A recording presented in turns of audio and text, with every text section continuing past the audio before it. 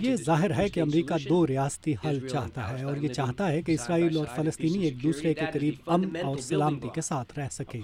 Washington کے الحوار centre میں جمع ہونے والے عرب نژاد امریکیوں کے اس گروپ کے نزدیک مشرق وسطیٰ کے لیے امریکہ کی پالیسیاں عرب امریکی تعلقات کا ایک بہت اہم جز ہیں۔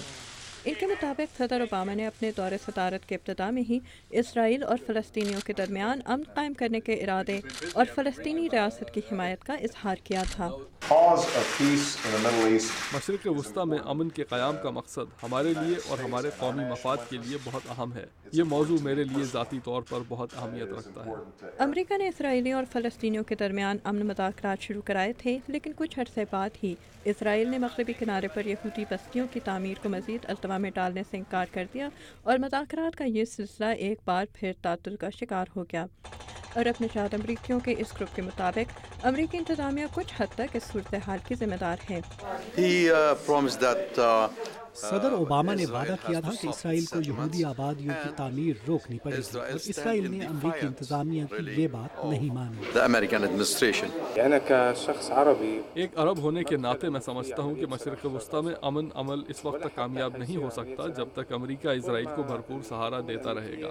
By August 31st, 2010, America's combat mission in Iraq would end. اس گروپ کے کچھ ارکان نے عراق کے لیے صدر اوباما کی حکمت عملی کی تعریف بھی کی۔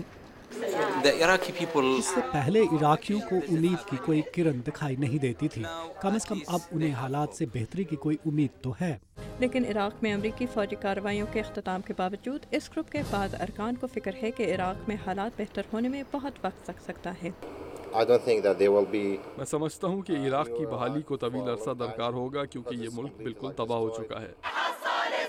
مصر میں جمہوریت کی صورتحال بھی اس گروپ کے لیے باعث تشویش تھی۔ امریکہ نے نومبر 2010 میں مصر میں ہونے والے پارلیمانی انتخابات پر یہ کہتے ہوئے تنقید کی تھی کہ انتخابات کے عمل میں شفافیت نہیں تھی۔ مبصرین کا یہ بھی کہنا ہے کہ مصر کے صدر حسنی مبارک اپنے بیٹے کو حکومت کی کرسی سنبھالنے کے لیے تیار کر رہے ہیں۔ اس وقت جو اقتدار میں ہیں وہ اپنے بیٹے کو بھی اقتدار میں لانا چاہتے ہیں، اور اگر یہ صورتحال امریکہ کے مفاد میں ہوئی تو امریکہ اس کی مخالفت نہیں کرے گا۔ یمن کے لیے سابق امریکی سفیر اسٹیفن سیش اس بات کا اعتراف کرتے ہیں کہ مشرق وسطیٰ کی جانب امریکی پالیسیوں میں امریکی قومی مفاد کا بہت اہم کردار ہے، لیکن وہ کہتے ہیں کہ اس علاقے کے لوگوں کی مرضی کو بھی نظر انداز نہیں کیا جا سکتا۔ ہمیں یہ واضح کرنا ہے کہ ہم اس علاقے میں رہنے والوں کے روزمرہ مسائل کی طرف بھی توجہ دیں گے اور ہم چاہیں گے کہ ان مسائل کو حل کیا جائے۔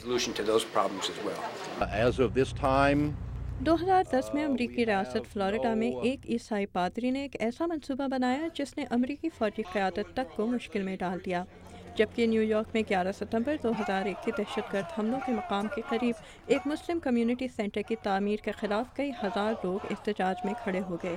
سابق امریکی سفیر اسٹیفن سیش کے ساتھ ملاقات کے دوران عرب نژاد امریکیوں کے اس گروپ نے ان واقعات پر بھی بات کی۔ ان واقعات کے پیش نظر بہت سے عربوں کو یہ تاثر ملا ہے کہ امریکہ مسلمانوں یا اسلام کے خلاف ہے۔